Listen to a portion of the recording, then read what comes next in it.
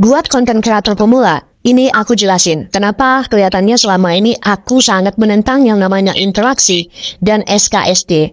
Akan ku jelaskan sama kalian tapi kalian tonton videonya biar kalian paham. Jadi gini teman-teman, salam SKSD, interaksi barbar dan saling tonton, saling follow. Itulah penyebab utama kenapa konten kalian bantet. Begini teman-temanku, saat kalian posting video, sistem akan mengirimkan konten kalian ke 10% follower aktif. Ingat, follower aktif. Jadi contoh follower kalian 1000. Nah, video itu atau konten kalian akan disebarkan ke 10% dari 1000 follower kalian. Contoh berarti 100 orang. Nah, ternyata konten kalian itu disebarkan ke follower yang hasil SKSD. Salam interaksi yang tidak peduli kualitas konten kalian, yang penting interaksi aja. Ketika konten tersebut dikirimkan ke follower kalian yang hasil SKSD tadi, dan ternyata tidak mendapatkan animo reaksi, animo interaksi, klik rasio, atau mereka mengklik video kalian yang organik, video kalian tidak akan disebarluaskan lagi. Pahami ya?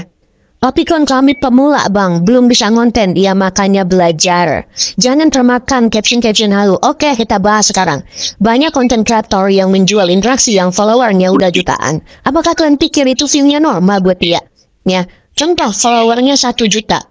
Sepaling sedikitnya, minimal yang nonton dia itu 100.000 karena 10%. Tapi rata-rata 20.000, 40.000, bahkan 50.000. Nggak nyampe 100.000 atau 10% ya. Itu dampak dari apa?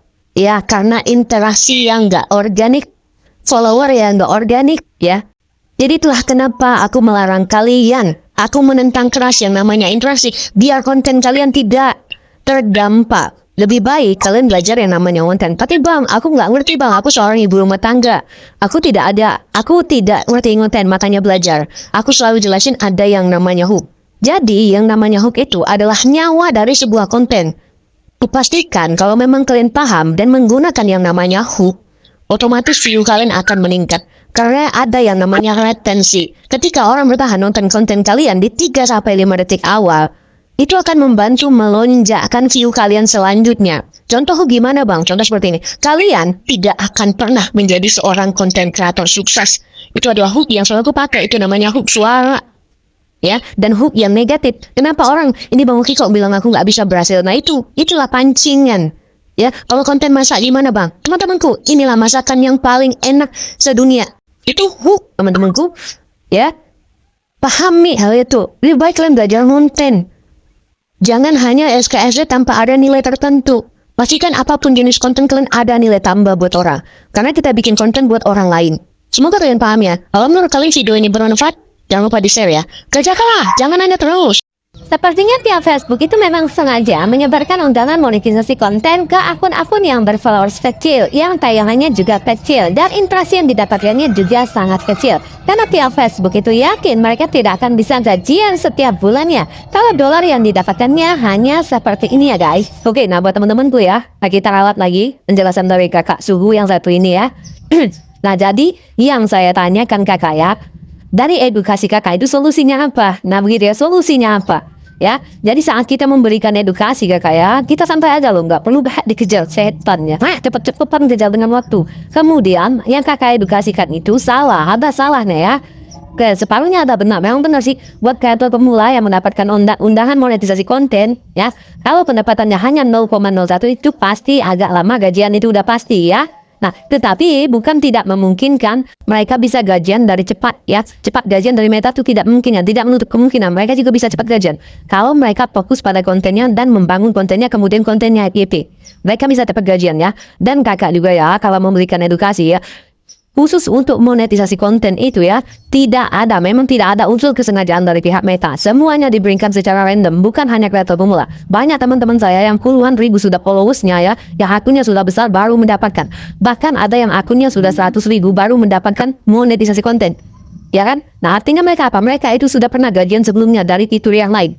Nah dari kesimpulan itu ya, artinya monetisasi konten itu memang massal dan diberikan bukan hanya untuk kreator pemula. Itu yang harus dipahami ya, bukan hanya untuk kreator pemula. Jadi kita saat memberikan edukasi, memberikan pendapat itu ya, kita harus baca dulu fakta di lapangan, benar nggak sih? Ya, nanti kalau salah ya kita dikritik seperti ini ya. Kita konten kreator harus siap dikritik. Kalau nggak mau dikritik, nggak usah konten. Ya, nah jadi begitu kakak ya. Jadi untuk teman-temanku yang masih pemula ya, memang benar kalau kita monetisasi konten diberikan pada pemula itu memang lama gajiannya, apalagi pendapatan dolarnya masih kecil. Bukan dalam arti kita nggak bisa gajian, bukan lama gajiannya. Kalau kita menggunakan pikiran kita ya, kita ubah dari metode pembayarannya yang dulunya $100 kita ganti yang $25 ya. Kemudian kita lebih gaskan lagi dari sebelumnya membuat konten ya. Nanti kalau konten kita ada yang bilang nggak lama cari $25 tuh, karena apa? Dalam monetisasi konten semuanya bisa menjadi dolar. Tinggal keaktifan kita saja. Nah, bukan tidak menutup kemungkinan kreator pemula itu cepat gajian. Nah itu kakak ya, jadi saat kita memberikan edukasi, kita harus juga memberikan solusi. Biar mereka tahu jika jangan kita hanya menurunkan semangat para konten kreator pemula, ya justru kita harus walaupun kita mengkritik untuk monetisasi tersebut kepada pemula, tetapi setidaknya kita memberikan solusi bagaimana mereka cepat gajian, kan seperti itu. Ya, kalau kita hanya menurunkan semangatnya, mereka yang jelas-jelasnya sudah mendapatkan monetisasi konten, setelah melihat konten kita jadi drop lagi semangat mereka. Nah, jadi wajar mereka yang sudah capek tambah lama gajiannya. Jadi kan kayak gitu kesimpulannya ya. Nah, jadi buat kakakku, perlunya kita ralat lagi dalam membuat konten. Perlunya kita cek fakta lapangan ya. Karena saat kita memberikan edukasi, kita harus juga memberikan solusi. Ya, jangan kita hanya memberikan edukasi kemudian kita nggak memberi solusi sama sekali. Apalagi kita dalam membuat edukasi tuh kejam ya, kayak apapun. Nah itu nggak perlu kita ya. Kita berharap, nah yang kita luas nggak perlu. Kalau mereka pemula memang benar-benar belajar, mereka pasti akan mengikuti apa yang kita arahkan. Asalkan arahan kita untuk tujuan agar konten kreator pemula lebih sukses ke depannya. Jadi begitu ya. Nah jadi buat teman-temanku pemula ya, kalau memang ya, walaupun pendapatan kalian kecil tetapi dengan cara kalian konsisten setiap hari, bahkan lebih banyak dari sebelumnya memposting konten, gak lama kalian gajian. Nah tapi pikiran kita juga harus dijalankan. Kalau sebelumnya menggunakan bank yang besar, artinya kita harus ganti bank yang kecil. Kini kita tidak bisa diupdate semuanya ya, bisa diupdate ya. Kemudian kita rutinkan lagi dari sebelumnya, tidak menutup kemungkinan kalian walaupun bulan ini belum gajian, bulan depan udah bisa gajian ya. Jadi kayak itu. Jadi yang semulanya kecil lama-lama kan menjadi besar. Itu anggaplah tabungan kita. Ya, berharap konten kita bisa berkembang luas, akun kita bisa FYP ya, konten kita bisa FYP, disitulah kita bisa gajian dari Meta. Ah, jadi gitu ya kesimpulannya. Kemudian memang kritikan dari sana, tapi setidaknya kita harus ada solusinya. Jadi begitu kakak ya, perlu kita setiap membuat konten kita harus ada solusi. Ya, kita bukan hanya mengedukasi ataupun mengkritik. Apalagi kritikan kita itu tidak berdasarkan fakta. Jadi begitu Pak teman-teman ya. Semoga bermanfaat. Ambil hikmahnya ya. Kalau yang penting ambil, yang nggak penting tinggalkan. Ya, kita ini demokrasi teman-teman ya. Kita bebas berpendapat. Ya, kalau kita tidak suka kita kritik. Ya, jangan kita ikutin, kita kritik. Kita wajar kita kritik karena apa? Kita demokrasi, bebas berpendapat. Kalau kontennya tidak mau dikritik, tidak usah menjadi konten kreator ya. Kita harus siap mental, fisik dan pikiran saat menjadi konten kreator ya. Karena ini dunia maya bebas ya. Kita mau berbuat apa saja asalkan kelakuan kita ataupun perbuatan kita tidak menyalahi aturan kebijakan Meta, khususnya di platform Facebook. Oke, semoga bermanfaat.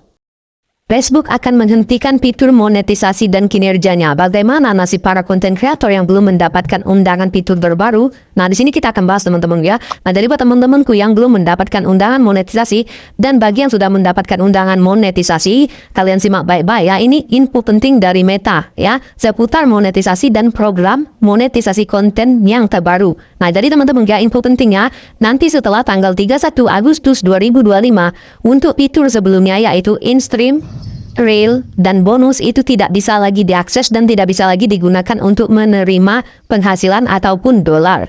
Nah, jadi buat teman-teman dia, bagi kalian yang sudah mendapatkan monetisasi konten, kalian siapkan dari sekarang ya. Jangan ditunda-tunda, nanti kalian kehilangan aksesnya ya. Nah, bagi yang belum mendapatkan, coba kalian jaga lagi kesehatan akun kalian. Cross-check semuanya ya. Cross-check kesehatan akun kalian, kemudian gunakanlah konten yang paling direkomendasikan Meta, yaitu konten-konten original. Ya, kemudian usahakan profil kalian tidak ada pembatasan di dalamnya teman-teman ya. Memang itu tidak menjamin karena itu undangan, akan tetapi kita sebagai konten kreator kita wajib untuk menjaga kesehatan akun kita agar tidak terjadi pembatasan di dalamnya. Nah teman-teman ya, karena ada yang bertanya teman-teman ya, Bang kenapa untuk bonus aku sekarang kok enggak ada lagi berjalan dolarnya ya, kemudian Bang kenapa Reels aku dolarnya tuh sangat ngesot banget, apalagi sekarang tuh udah kecil banget ya, bahkan ada yang stuck enggak berjalan sama sekali.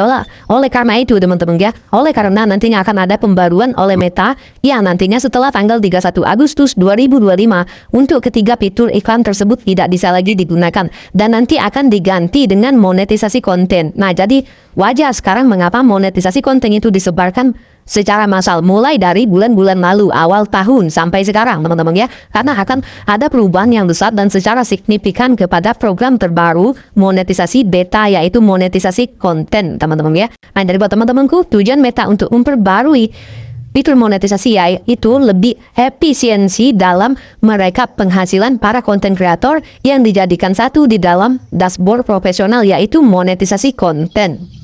Nah ya, ada juga teman-teman yang bertanya, Bang, kalau aku belum dapat monetisasi konten itu gimana, Bang? Ya, di sini sebenarnya ada teman-teman ya. Saat kalian melihat pusat bantuan Meta, di sini ada penjelasan tentang penutupan program fitur iklan sebelumnya, dan juga di bawahnya ada kita bisa mengajukan minat, ya, mengajukan minat ketertarikan. Ya, dengan cara mengisi email dan kemudian URL Facebook kita, URL Facebook ya. Tetapi itu tidak menjamin teman-teman ya untuk mendapatkan monetisasi konten, hanya saja lebih meningkatkan peluang kita untuk mendapatkan undangan fitur tersebut ya. Bisa jadi kita setelah mengajukan minat dengan cara akun kita sehat, akun kita bersih, no PL, no pelanggaran, mudah-mudahan kita mendapatkan akses undangannya. Nah, jadi begitu ya, tidak ada menjaminnya, cuman lebih meningkatkan peluang kita untuk mendapatkan monetisasi ya. Kalian bisa lihat juga di pusat bantuan, kalian tuh bisa lihat ya, karena setiap akun pasti ada yang namanya pusat bantuan Meta. Kalian lihat di sana ya, kemudian kalian lihat program kinerja terbaru oleh Meta, dan kalian bagi yang belum mendapatkan bisa mengajukan minatnya di sana. Bagi yang sudah mendapatkan, siapkan sesegera mungkin, jangan sampai akses kalian nanti tertutup ataupun hilang, kemudian kalian tidak bisa lagi monetisasi teman-teman ya. Dan juga untuk penghasilannya akan dikelompokkan di sana menjadi satu, berbeda dengan sebelumnya yang masih dipisah untuk penghasilan iklannya.